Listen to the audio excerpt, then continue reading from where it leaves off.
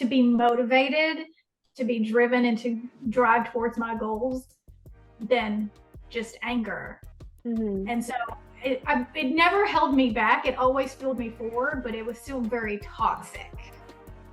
Yes, well said. Anger can be a great motivator, but it's still a negative emotion, ultimately. It's not healthy. No. Right. To run on this fuel all the time. It's a cancer. If you let it just eat at you and eat at you, yeah. It's like running on carbs the entire time. Yeah. There's a better option here. You don't have to be angry all the time. It can work, but there's better options.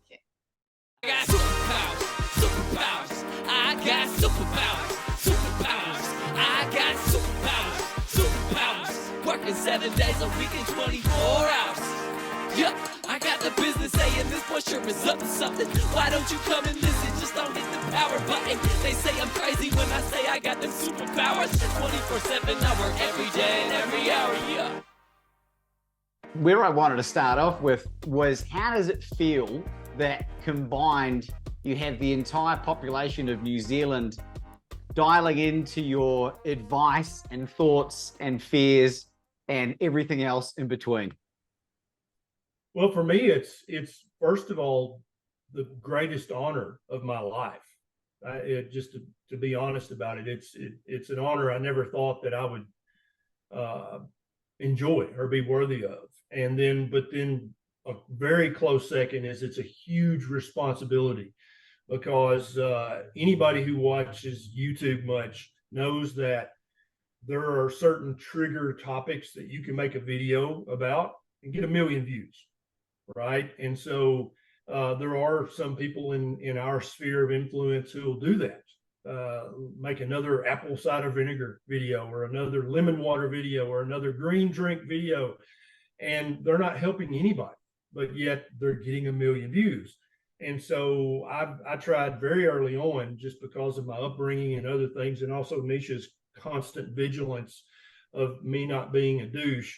So like, is this, it's going to get a ton of views, but is it going to help anybody? And so we've always kind of put our video ideas through this filter of, okay, I obviously want a lot of people to watch my videos, of course, but also it needs to be helpful. It needs to be understandable. It needs to be immediately applicable to people's lives. And just this morning, I was reading about a new study. I was like, ooh, this would be a great video. And as I was reading the study, it turns out it's a fruit fly study.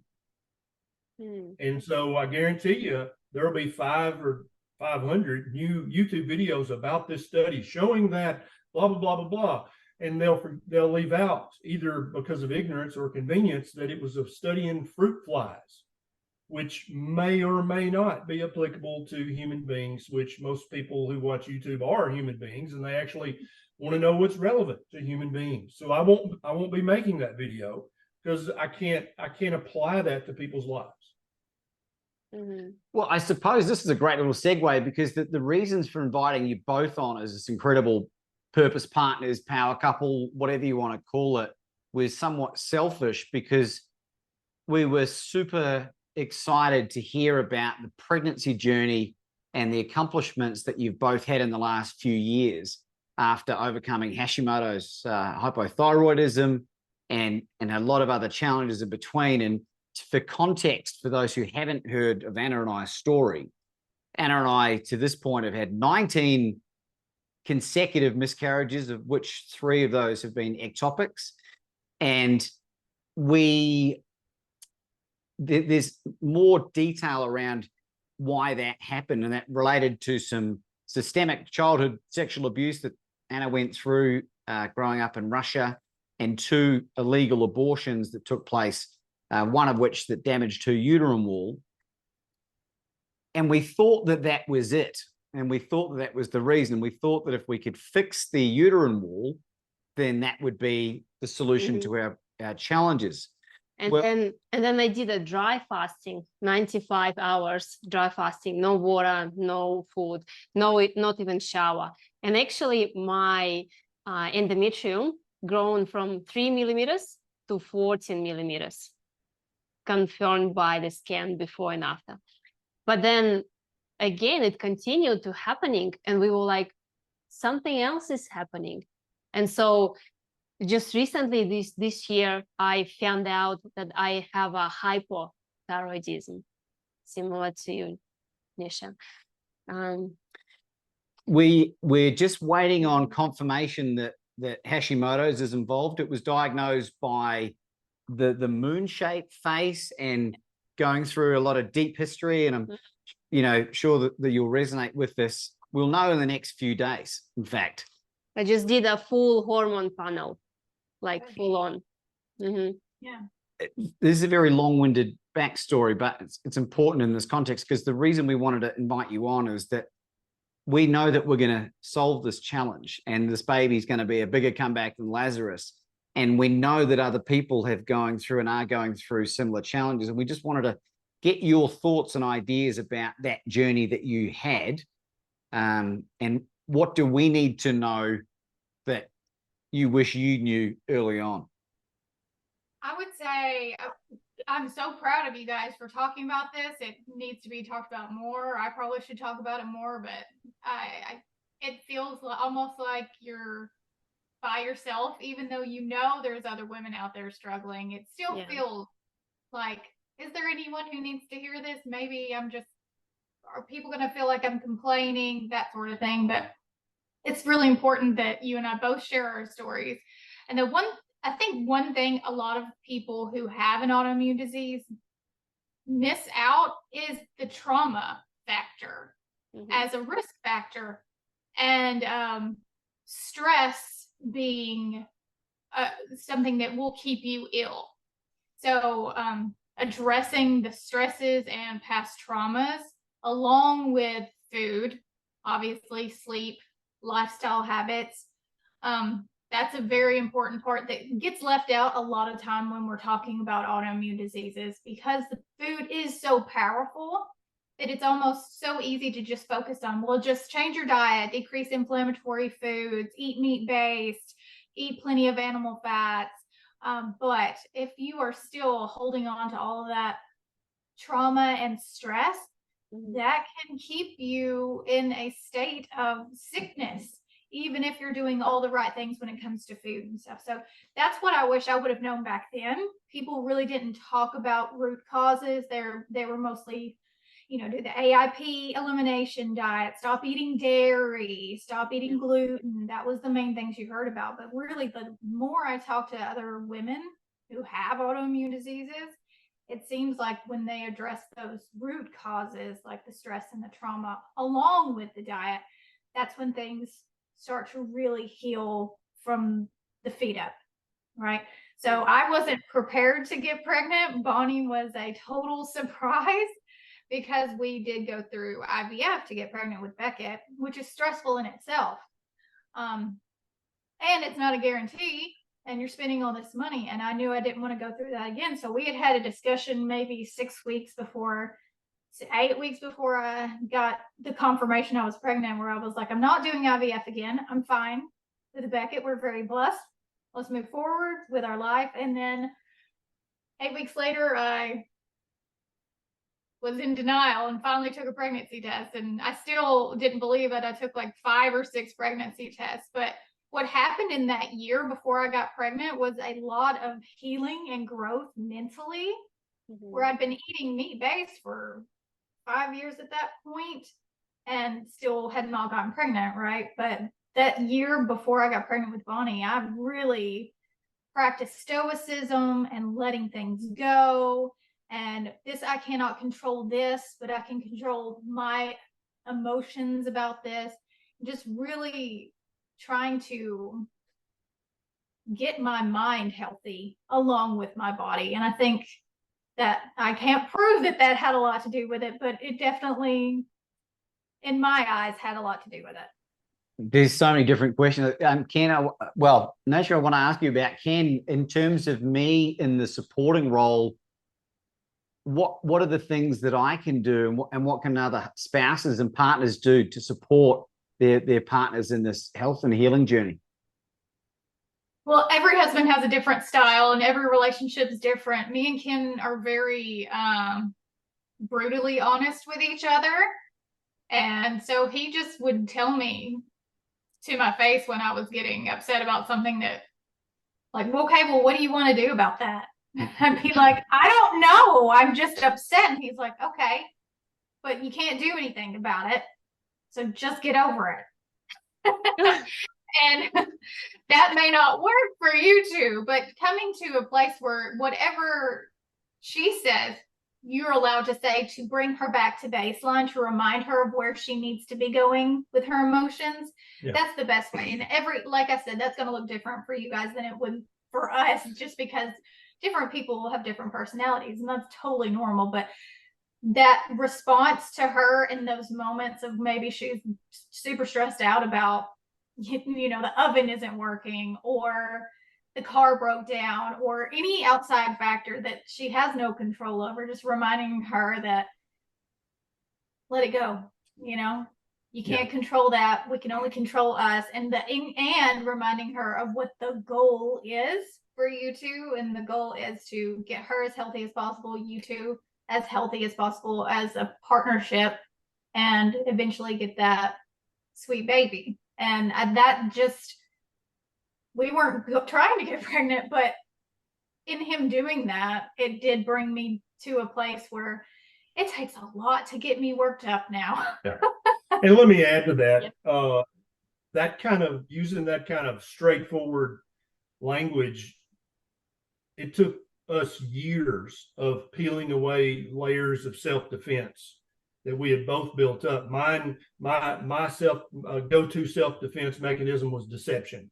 That's just what it had worked for me my entire life. Hers was just to be, an RBF, standoffish kind of introvert.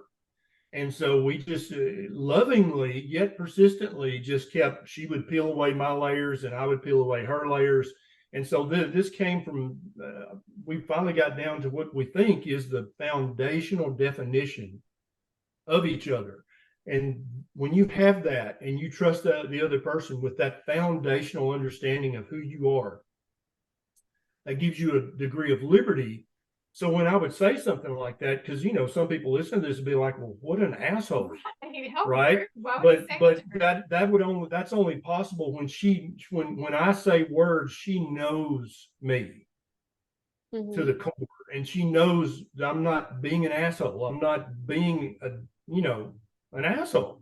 I am saying what I think she needs to hear at that time to reframe whatever the situation is.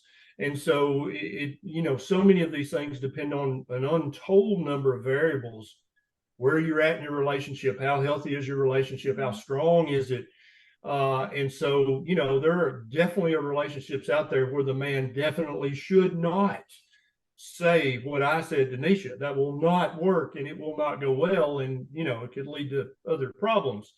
But one thing I want every man in every relationship to know is that your health and what you eat absolutely matters when it comes to reproductive health. So often women are kind of shackled with the tyranny of, oh, this is all on you, whether you get pregnant or not.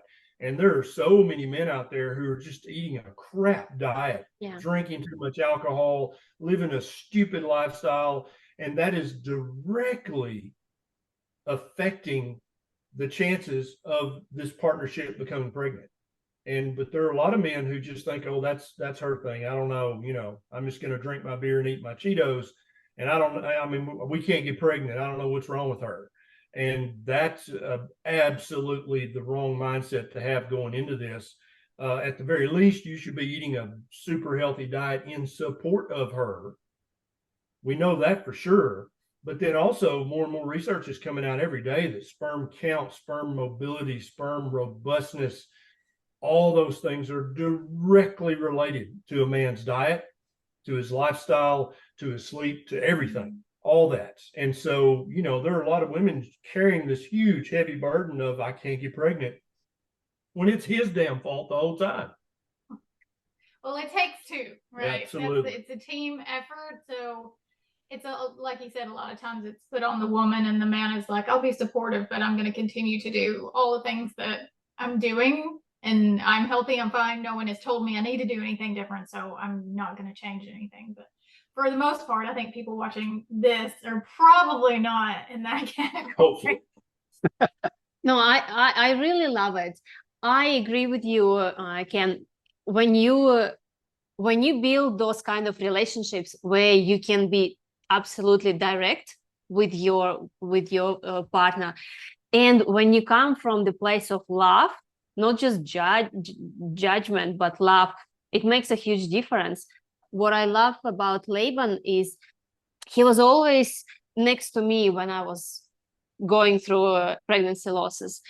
And I was wondering, Nisha, whether you had this moment like I did, when I couldn't get pregnant, and then I would get pregnant, and then I would lose the pregnancy. I felt like I would lose Laban. I was blaming myself, and I was developing this anxiety that he gonna leave me because, and go and make a baby with someone else. Like, did you have anything? And if you did, how did you? No, but that's mostly because that wasn't something that was put on me as a pressure, because Ken already had children from previous marriage. So it was like, it wasn't on me to give him that, and we were trying to have a baby together. And I think Laban probably feels that way too. He doesn't want just a kid. He wants y'all's kid, your baby together. And so that was just how I saw it for us together. It's like, he doesn't want just a baby. He wants our baby. And whether or not that comes or it doesn't come doesn't change us as a partnership. And we had other goals in life as well. And I'm a very realistic person when it comes to, like, I look ahead, what's the worst thing that can happen and what am I going to do? So my whole thing was like, okay, well, if I can't get pregnant, I have a million other things I want to do with him. We'll travel the world. I have my step kids that I love very, very much, and I'm active in their lives. And I just wouldn't let that be this thing that took me over, because we were more than just making a baby together. Our marriage is because of us, and our kids are the icing on top of the cupcake, because one day, the kids will leave, but we'll still be together, right? And so that's just how I always looked at it. It was not something that burdened me. I was that's just my personality. I can always look past what I want to see the other side of the coin. Like, if I don't get that, there's always this. There's a beautiful life ahead anyways. But then we were very blessed with Beckett and then with Bonnie. I love it. I love it. I think, just going back to the trauma healing component, Nisha, and I certainly wouldn't expect you to reveal anything you weren't comfortable with. But when Anna and I got together, I was 38, and I've lived a life of degeneracy, and I put it all in a book and put it out into the world so no one could ever hold it against me. But I said to Anna before the book was out, you can ask me anything you want about my past, as long as you are happy to hear the answer. I didn't realize that she was going to take me up on it. And boy, howdy, did she go to town.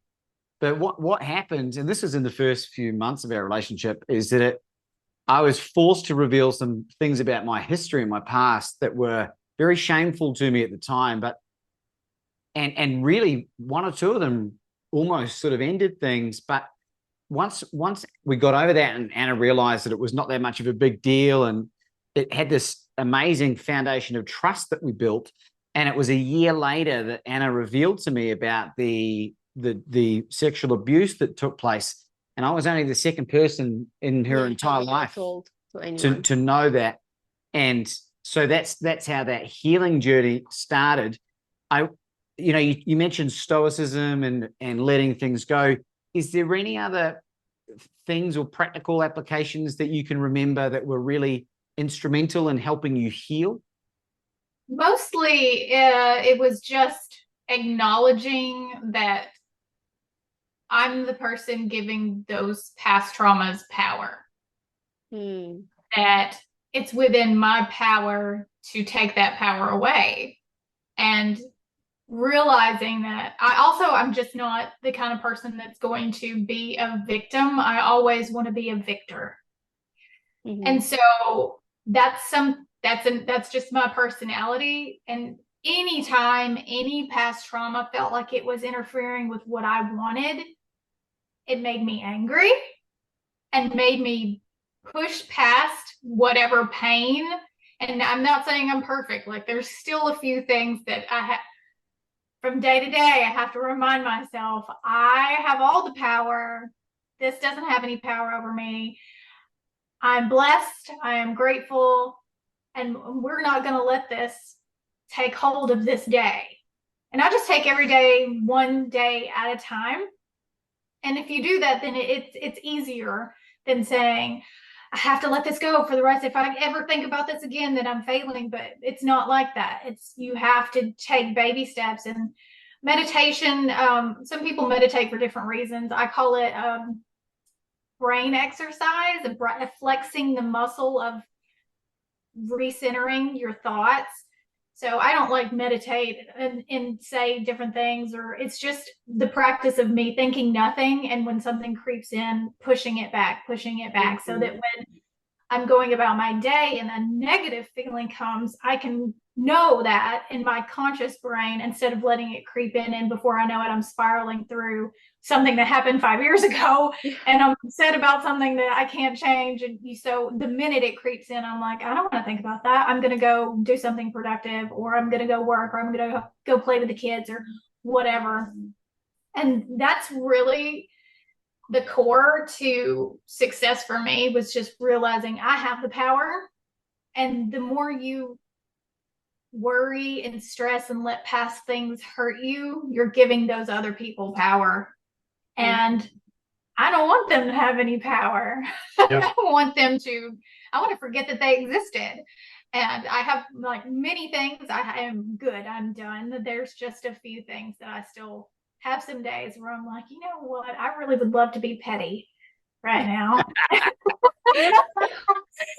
But I'm moving past it. I take every day, and every day that I'm not petty, I count as a win. So. And this is something the years that I am exceedingly proud of Nisha, to have watched that muscle grow in her over the years, because that used to be a problem.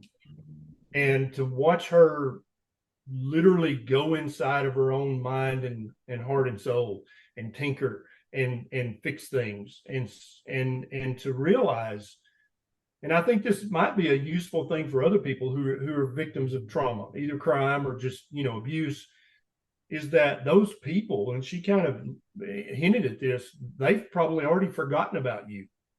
For them, that wasn't a big deal at all. They might even not even think they did anything wrong. Right. Yeah. But yet here you are still crippling your future, focusing on whatever that event was, and still giving them power that they don't need and probably don't even want, because they've moved on to the next project. They're not even thinking about that. And you're still handing them power, and they've got their back turned to you. They don't even remember you potentially. And to watch her grow like that, it was almost crippling at times for her to be thinking about the past so much. And now for her to watch her grow in that respect and just bloom into somebody who's all about the present and the future. And every now and then the past will grab her by the ankle, but it doesn't hold on for long, because she kicks it off and comes right back to the present and the future. The real problem for me was it wasn't holding me back. I would use it as fuel. My anger, like I will show these people how wrong they were about me, and how, look at me now, and I'm going to nursing school, and now I'm an LPN, and now I'm an RN, and I'm going to get my NP, and I'm going to show these people. And I felt that was good. That anger to push me forward and drive me. I used it as a driving force. That was like my coping mechanism, right? But it took me till I was with Ken to see that actually was still holding me back by being angry and using that as fuel, that wasn't my only fuel. There were other ways to be motivated, to be driven, and to drive towards my goals than just anger. Mm-hmm. And so it never held me back. It always fueled me forward, but it was still very toxic. Yes, well said. Anger can be a great motivator, but it's still a negative emotion, ultimately. It's not healthy. No. Right. to Right. run on this fuel all the It's a time. cancer. If you let it just eat at you and eat at you, Yeah. It's like running on carbs the entire time. Yeah. There's Yeah. a better option here. You don't have to be angry all the time. Yeah. It can work, but there's better options. When I wrote my book in 2020, it was one of the most cathartic healing experiences of my life, and I would have, and I'm getting emotional thinking about it now. I had periods where I wept, and afterwards had this huge release. And I'm curious to know, Ken, you've written this incredible book, Lies My Doctor Told Me, and Nisha, is there a book being put away as we speak? Yes. Yeah. I've been talking about it for years, and actually the inspiration behind, I have 2 books that I want to do. One is like not serious and one is serious, but the inspiration behind the serious one is Jordan Peterson has a writing course. I can't even remember what it's called. Future Self, I think, is it called? Yes. Yeah, I think you're right. Future And, Authoring or Future Self or something. Yeah. right. And his very first assignment is to write about your trauma, like the worst thing, your worst memory, and to write it in 100% honesty. And I did that. I didn't take his course, but I heard him talking about that being the first one. And so I did that. And it's so interesting to see how your brain remembers things and then how your brain feels after you've poured something like that off into a page. Even if you don't publish it, like you said, it's very cathartic. Mhm. Cathartic. Yeah. Yeah. And if that's helpful for you as a person, there's probably someone else out there that it would be helpful for too. I'm sure your book has done that for other people, but it's hard to talk about things when you're like, these are real people in my stories, and they have families, and their families have kids, and so you have to be very smart about how you talk about things, like you are in your book, but still be able to get the point across. Like, these things happen, this is where it went, now I'm here, those type of things. So yeah, one day maybe. There's a lot to tell. I have a challenge for it, because what I did is I deliberately left the names of people out when I was talking about it was not at all from a place of victimhood at all. It was, this is what I've done. Left those names out and celebrated and included the names of people that were instrumental in my healing journey. You still won't please everybody, and my trauma is nothing more innocuous than being a child of divorce, right? And the associated custody battles, like not that you should ever compare, like Jordan Peterson says, but compared to what Anna went through is just not even in the same ballpark. But one of the things that I'm very good at, Nisha, is I'm affectionately known as the world's best courage coach. And I teach people how to take bold, massive, and courageous action so that they can facilitate their own miraculous outcomes. And my encouragement to you, and Ken, to support Nisha in this, is I want you to think about who is the dream person to write the foreword for your book. And if you know who that is, let me know right now. But if you don't, and it's not your nana, it's not, your friend down the road, it's someone who can add a lot of credibility. Do you know who that person is? My dream person? Like, if I could just pick anybody, that's Dolly Parton, probably. So now I want to pose a challenge, because you guys are in Nashville, right? Yeah. The people, the circles that you're in, with the impact that the YouTube channels have got, and the impact that, the people you're kicking around with, you're about 1 degree of separation from Dolly Parton. But you can't go to Dolly Parton without a finished book. So my challenge for you, Nisha, is to ask yourself this question: who do I need to be in order for Dolly Parton to want to write the foreword for my book? And I don't know Dolly Parton personally, but I would be willing to bet that the very same reason that you chose to come on our humble podcast when you've got 3+ million subscribers on, probably more, is because you like to serve. And it would be the same with Dolly. Who can she serve by endorsing a book? And the encouragement that I would give you is to put it all in the book. Don't hold anything back, because when, I don't know if you guys know Les Brown, the motivational speaker. I've heard of him. So if he was a hero, he is a hero of mine for years. And I invited him on the podcast when I had 8 episodes. I had about 10 subscribers. This is in mid-May 2020. And half of them were his family. Half of them were my family. And he came on, and before we even started the podcast, gave me the blueprint for my book, offered to interview me on his 4 million plus social media and to write the forward for my book without me. And he did that. And I'm paraphrasing the story because the story is incredible. But now we are friends, and we had dinner at his home in Atlanta last year, the greatest motivational speaker of our generation. And so my encouragement to you, Nisha, is to think about, who do I need to be in order for Dolly Parton to want to write the forward and endorse that book? Imagine how many women would want to read this. How many women need to hear your story.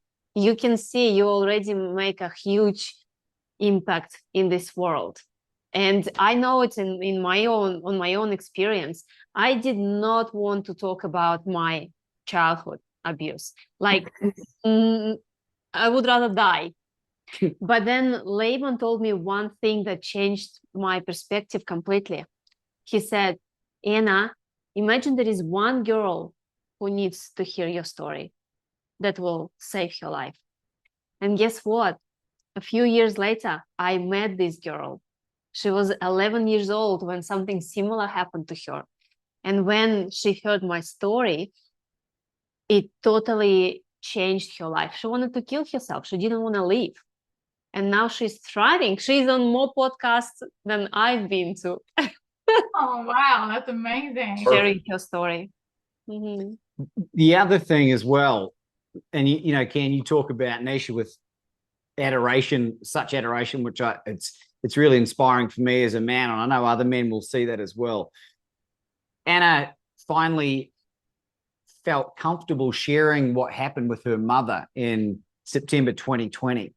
And the mother and the stepfather had been split up for years and years and years. And her mum went full mama bear crazy and called the police. And this was in the middle of the lockdowns. We were in Melbourne, Australia, so we were in strict lockdowns.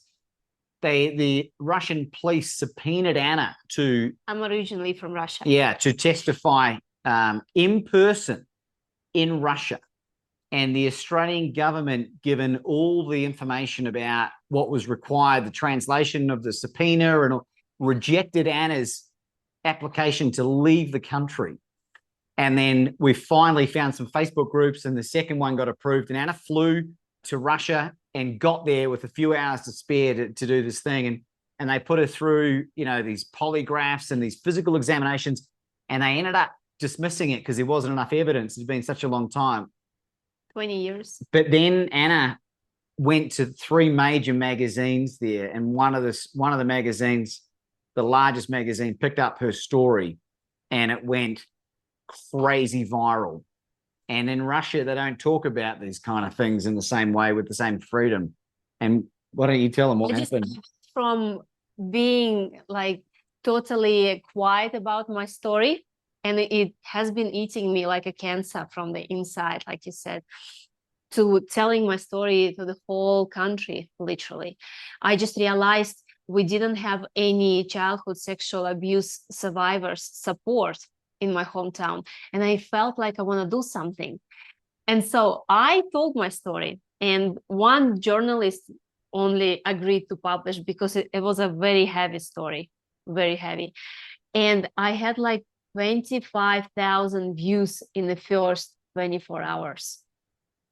And I left my email address in this article saying, girls, if you are going through something similar and you have no one to talk to about this, send me an email. Hundreds and hundreds and hundreds of emails from women and men sharing their story with me. Some of them was like really hard to read. And then I realized how many people are still suffering in silence and not talking about this. that's how I decided to start my own podcast and share my story. That's amazing. So this is, you guys are on our podcast. We're not on your podcast, but I think it's relevant, the context. So Dolly Parton's going to write the foreword for Nisha's book. Ken, have you got another book on the way? Yeah, I'm working on at least 2 right now. And the largest part of my process of writing a book, the first few months to few years, is just rolling it over in my head, thinking about how I'm going to approach it, how it needs to be said. And so I'm in that process with those 2 right now. I've got some stuff on paper, not a lot yet, but working on that. But yeah, I've got, and then, you know, I love writing. I also hate writing. And so that sounds like those 2 don't go together, but I love when it comes together. I love that part of it, but the beginning and then the editing, I abhor the process. I have ADHD, and it's pure torture for me to sit down and sit still. And you know, writing, the first part is creative, so I'm okay with that. But the editing, actually reading something I wrote, it's like, yeah, I know what it says. I wrote it. So why? But that's a necessary process to edit and rewrite. And it's pure torture for me. And so I have to be in the right mindset to get started on that part of it. And that's coming up in a few months. I'm going to start doing that part of it. But yeah, I've got several books in mind. Well, it's great to hear, Ken. And you know, what a lot of people probably don't realize is that up until recently, you 2 took care of everything. Yes. Everything. And Yes. I would love for you to share, if it's okay, how much better has your life gotten since you've learned to say no and outsource a number of things? I mean, we did really well. It just got to what triggered everything was I wasn't spending time with the kids as much as I wanted to. I was like, I'm working from home, and the whole point, I'm not going to the hospital. I'm working a 12-hour shift as a nurse so I can spend the time with my kids and do all the things that I want to do when I want to do them. And I'm just busy. And when I'm not busy, I'm exhausted from doing all the other things. So I just stopped making YouTube videos. Then I decided, 3 weeks into my YouTube hiatus, I was like, I think it's time we hire some people to come in and help us, and also help us reach more people, because we had kind of plateaued when it comes to growth, because we want to do bigger things that can influence people in a different way. Like, we would love to do a docu-series. We would love to do small retreats where we can really get to know people and make a difference in their lives, like these other projects that we've been wanting to do, but we don't really know how to do them. We need people to come in and take over the small things so we can do bigger projects that really may move the needle, right? Like, this is a grassroots movement. Let's do another level to make it even more, reach more people in a deeper way, because watching a YouTube video, that's influence, right? Listening to a podcast, you're influenced. But when we meet people in person and we're able to really get to know them, that's an experience. They're better able to understand what we're asking them to commit to and why they want to commit to it. And then by the end of the time that we're together with these people, these aren't even our retreats. These are other people's retreats that we just go and visit. They go home and they are changed because they've spent time in an environment that there aren't thousands of other people, like the big conventions. These are just like 20 to 50 people. And we want to do things like that, because that's a trickle down effect too. When we change those people's lives in that way, they go home, they change their husband's life, their aunt, their sister, their cousin, because they're even more invested in their health, because now they feel that deep connection to the why, which is a better life to live longer, live healthier, and be the best husband, best wife, best daughter, best mother, right? All that comes from being a healthy person mentally and physically. And so life is not easier yet. We're still in the transition phase of giving these things over to people. So they're learning our ways, learning how we like things done.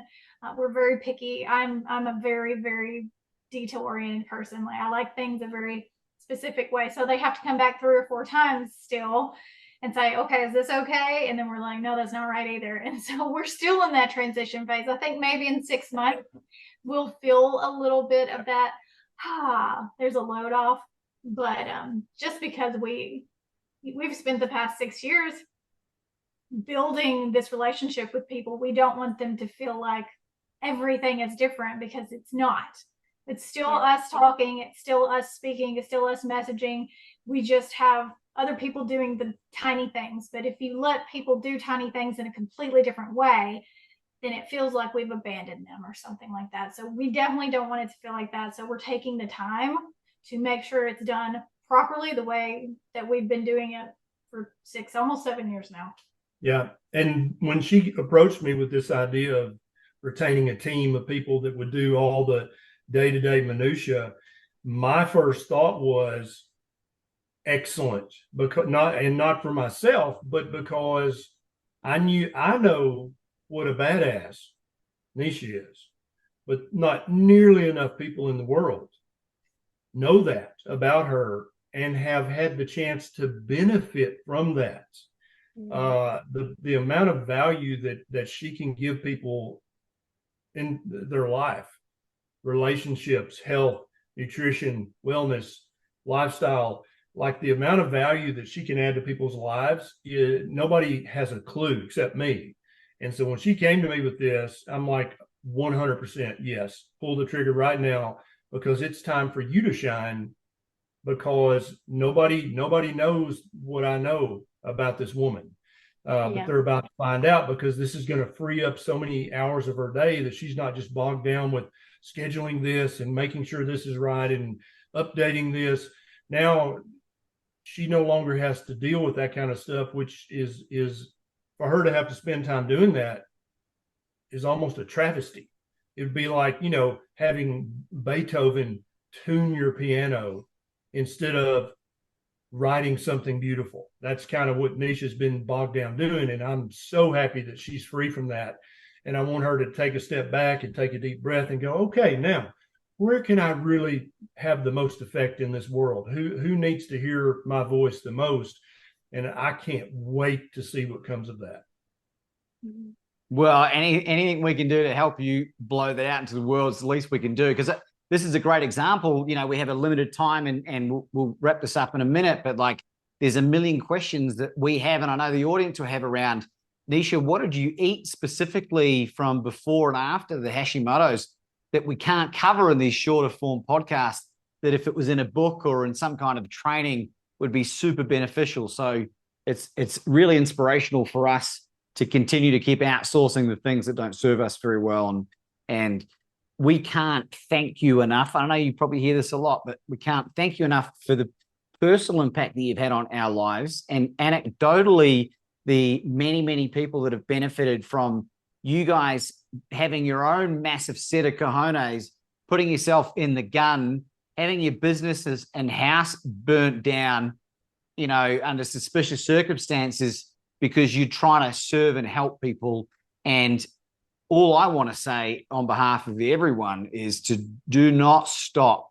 Do not give up. I know that you won't, but please do not. People need you in the world. Thank you so much. And I don't think we have any plans to stop.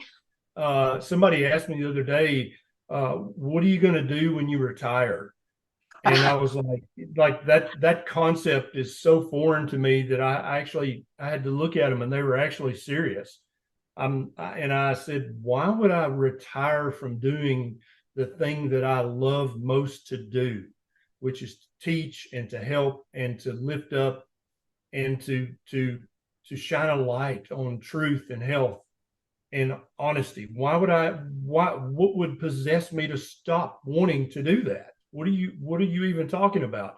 And so I think we both kind of feel that way. Like, you want me to retire from living my best life? Retirement is what people do when they hate their job, right? Even in the blue zones, we've learned that not nutrition, maybe that's dumb, but there are some things that the blue zones teach us. He just made a Twitter post about, X, Twitter, or whatever, about what we can learn. And one of them was that you need a purpose. And this has been our driving purpose since before we ever met, was to help people. It just looks different now than it did when I was a CNA or an LPN or RN, or he was a ER doctor. It's just a different version of what we've always done. So it may evolve over the years. It may look different. It may be more books. It may be more travel to different places where we can talk to people that maybe don't watch our YouTube videos, meet new people. It may evolve, but retirement is just not an option. Yeah, amen. Hey, where can people find you guys? You can find me everywhere. I take that back. You can find him everywhere. I'm on 3 major platforms, really. My favorite is YouTube. Second favorite is Instagram. And then I just happen to post on Facebook every now and then. So if you just look up Neisha Berry on Google, everything's going to pop up. I also have a blog, NishaLovesIt.com. And of course, I'm in our community all the time. We do live streams in there, and I talk to people and get to know people a little bit better. It's a lot more intimate than Instagram. I can really get to know people in our community. And so that's the main places you can find me. Yeah, and I've got a small YouTube channel people can look up. And if I'm feeling especially snarky, you'll find me on Twitter. And if I'm feeling loving and gentle, you'll find me on Instagram or Facebook. And if I'm feeling informational, I'll be over on the YouTube channel. And we have a large private community with thousands of people from all over the world. We've got some Kiwis in there. We've got people from every country. I don't know if there's anyone on Antarctica in our private group, but maybe there's a researcher there. I'm not sure. But we spend a lot of time in there really forging relationships that can help people not only change their life, but keep it changed, because I think that's something that's often overlooked. And we're in there doing lives all the time and answering questions. And so that's where you can find me. And then I've got the Lies My Doctor Told Me on Amazon. And I've got a new book out called Kicking Ass After 50 that I wrote with my good friend Zane Griggs. That's also on Amazon now, available as an Audible, in case you've got ADHD like me and you have to be doing something while you read a book. You can listen to that as well. Mm-hmm. Thank you. Before we go, do you have any concluding thoughts?